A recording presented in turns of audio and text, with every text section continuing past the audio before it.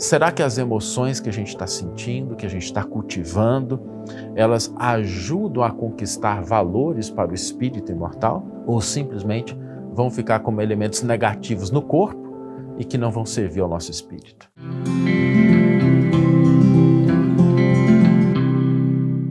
Olá, meus amigos, olá, minhas amigas, sejam todos muito bem-vindos ao programa Reflexões com Emmanuel. E no programa de hoje nós vamos refletir sobre a necessidade de nutrir o corpo e a alma. E para que a gente continue vivo, para que a gente realize as coisas, nós precisamos nutrir o corpo e a alma.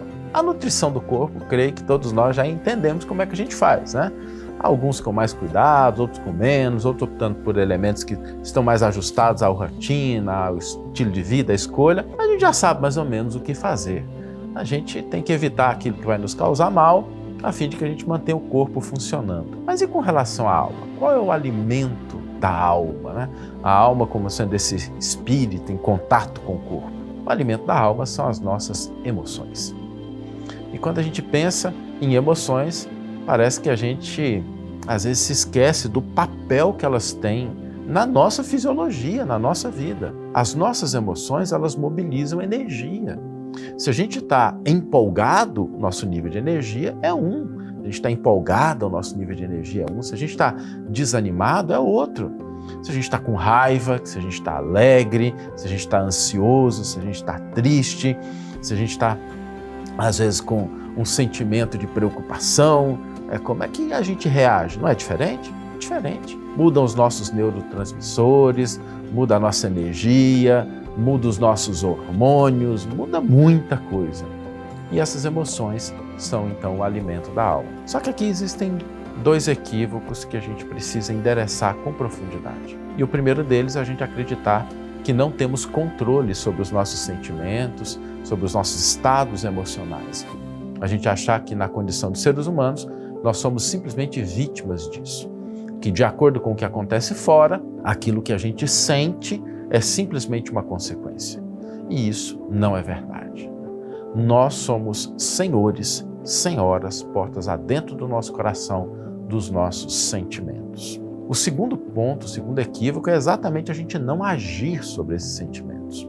A gente não buscar aperfeiçoá-los, a gente não buscar direcioná-los para algo que sirva aos propósitos maiores. Porque, em última instância, eu sei que não é bom dar notícia ruim, não, mas a gente tem que se lembrar o seguinte: nós vamos morrer. O corpo vai deixar de existir. Vai chegar um momento que a gente vai ter que abandonar a vida material. E aquilo que a gente utilizou para nutrir o corpo, bem ou mal, zerou a conta. Aquilo que a gente utilizou para nutrir a nossa alma, as nossas emoções, zerou a conta. E a pergunta é: o que é que ficou? O que ficou? Será que as emoções que a gente está sentindo, que a gente está cultivando, elas ajudam a conquistar valores para o espírito imortal? Será que aquele sentimento que às vezes a gente carrega é algo que contribui para o nosso progresso espiritual? Será que diante daquela notícia, daquela conversa, daquela pessoa, aquelas emoções que a gente está cultivando ali nos ajudam a crescer espiritualmente? Ou simplesmente vão ficar como elementos negativos no corpo e que não vão servir ao nosso espírito? Porque às vezes a gente cede a situações de raiva e de cólera. E além de prejudicar o corpo físico, não ajuda em nada o nosso crescimento espiritual. Às vezes a gente cede a sentimentos negativos, de pessimismo, de desconfiança, de desânimo. E a que servem esses sentimentos?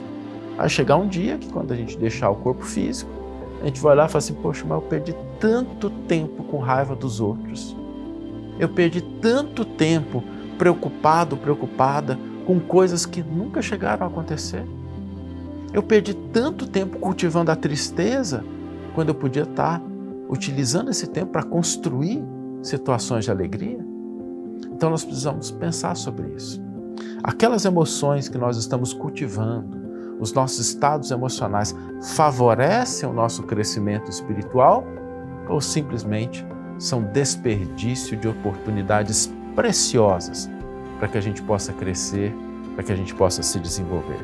Não é fácil, exige atenção, dedicação, mas eu tenho certeza que vale muito a pena.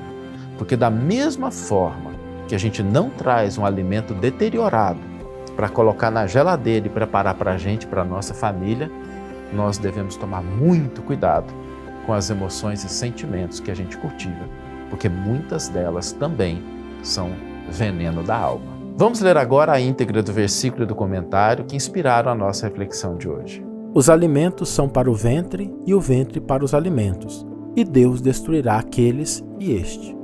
Primeira carta de Paulo aos Coríntios, capítulo 6, versículo 13. Comentário intitulado Manjares.